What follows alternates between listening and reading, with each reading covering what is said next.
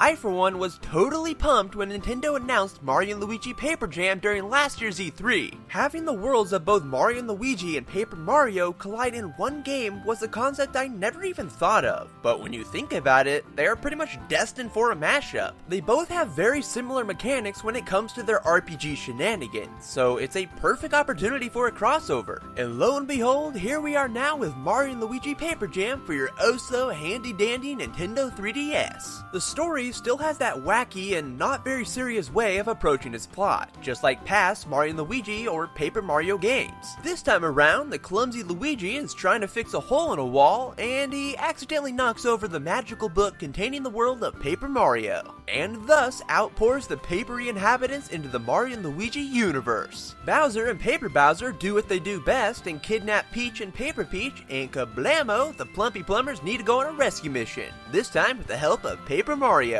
Is the story this time around very unique? No, not really. It's basically the cookie cutter plot we've seen time and time again in Mario games, just with a little papery goodness sprinkled in. The Mario & Luigi and Paper Mario franchises are also known for their mounds of humor, but from my experience in Paper Jam, it felt like they let up a bit in the joke department, which was a bummer. Maybe it had to do with the fact that almost every NPC you encounter in the game is a toad, which gives you only so much material to work with. Nevertheless, it's a simple story and they didn't needlessly pad it out. The turn-based combat still works mostly the same as previous installments in the Mario & Luigi series, with big flashy timed attacks. The main difference is that it's been expanded to include Paper Mario and a new feature called Battle Cards. That means you now have 3 characters to juggle on the battlefield, and it works surprisingly well. If anything, it makes battles that much trickier, since you now have 3 targets to worry about, and that extra challenge is appreciated. The new Bros attacks and Trio attacks, which require all 3 characters to execute, demand total concentration for maximum carnage.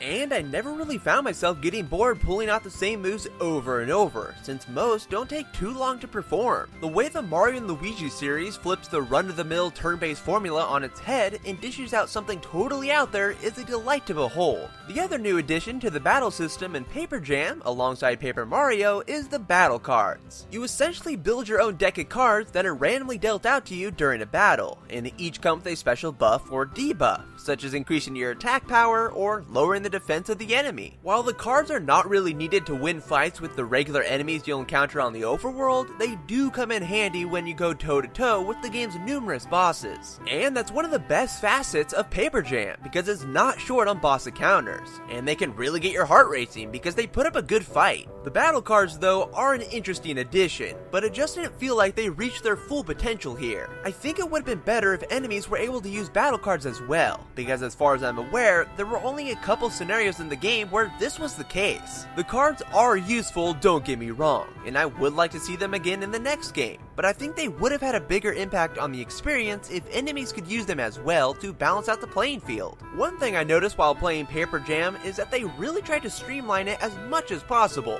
They tried to keep a steady momentum, which was totally welcoming, considering I felt Dream Team was slow and drawn out. You can now fast forward cutscenes, skip the repetitive cinematics during battles, and even run through the overworld. Yes, there is actually a glorified run button, which is a godsend in my book. It makes the exploration feel not so much like a chore. You can also now choose the special abilities you need to use on the overworld just by quickly touching them on the touchscreen, which is so much better than cycling through them with the shoulder buttons. Paper Jam, while also having plenty of tutorials, doesn't really shove them down your throat left and right. Most of the time, the game will just ask you if you want to see the tutorial, thus not forcing you to do them. All these things are simple tweaks that when all mashed together really streamline the adventure. One thing I wasn't too fond of were the Papercraft battles, where massive Papercraft characters in the forms of Mario, Luigi, Goombas, and so forth bump into and pounce on each other. These just never really clicked throughout my playtime, because for 1, they are super easy, 2, they are a bit too simple in concept, and 3, maneuvering these bad boys isn't exactly ideal. Thankfully, there's only a handful of these encounters in the entirety of Paper Jam, but they were definitely the lowest points of the journey. In terms of Paper Jam's presentation, there really isn't much to complain complain here. It all looks and sounds really solid for a 3DS game. It does use the same sprite work from Dream Team, which is a-okay in my book because the designs and animations are fantastic, especially when it comes to some of Luigi's more humorous moments. On the flip side, the soundtrack is all around stellar, capturing the more bubbly nature of the game.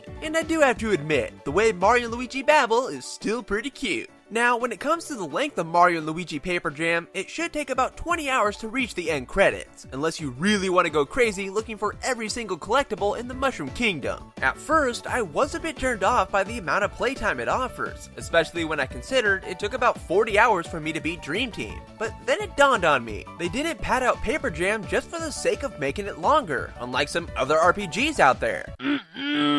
So I really found Paper Jam to be the perfect length. It's not too long, and on the other hand, it's not too short. Overall, Mario & Luigi Paper Jam wasn't exactly the mind-blowing crossover I was hoping it to be, especially when it comes to the story.